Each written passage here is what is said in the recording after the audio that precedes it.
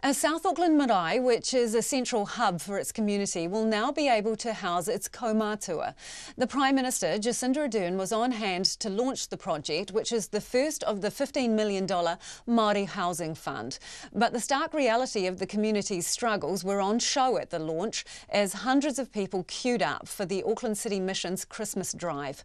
Reporter John Boynton and visual journalist Dan Cook were at the Papakura marae.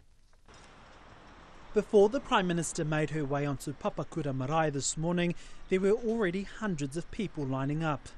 But they weren't there to see the Prime Minister. They had arrived for the second day of the City Mission's Christmas food drive.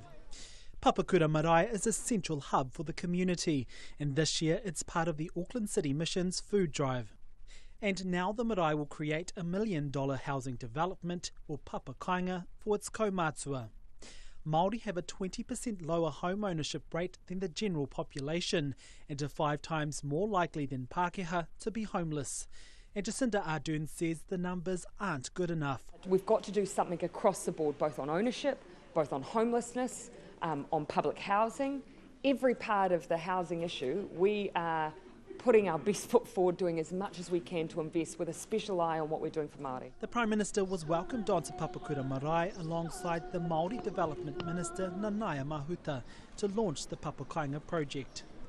And seeing the high numbers of people lining up for support at the marae, Ms Ardern said, was confronting. And I do go and visit, make a point of talking to the work and income staff who are often there alongside, check what the needs are, why they think we're seeing extra spikes, what more we could be doing.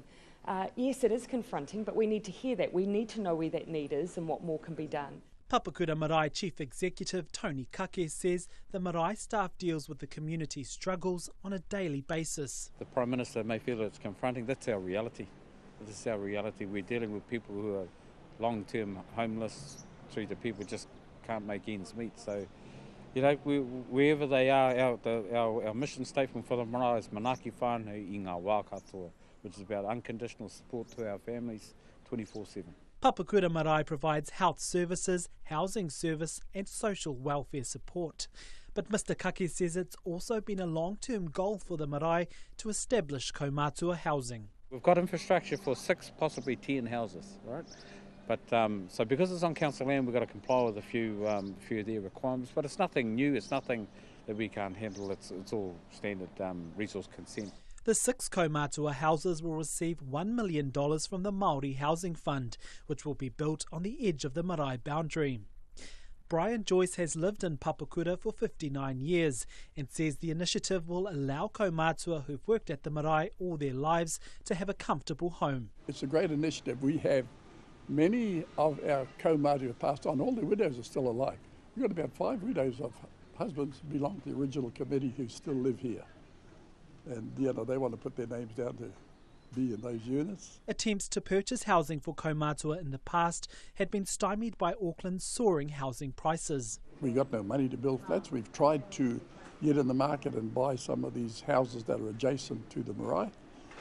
But the bidding started and that was our top price, and that was the starting price at the auction, so we gave up on that idea. Tony Kake says he wants to start building the new homes by June next year, and the City Mission's Christmas drive will continue over the next 2 weeks.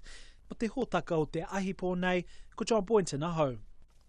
And John and Dan's piece will go up on our Facebook page. Do check it out.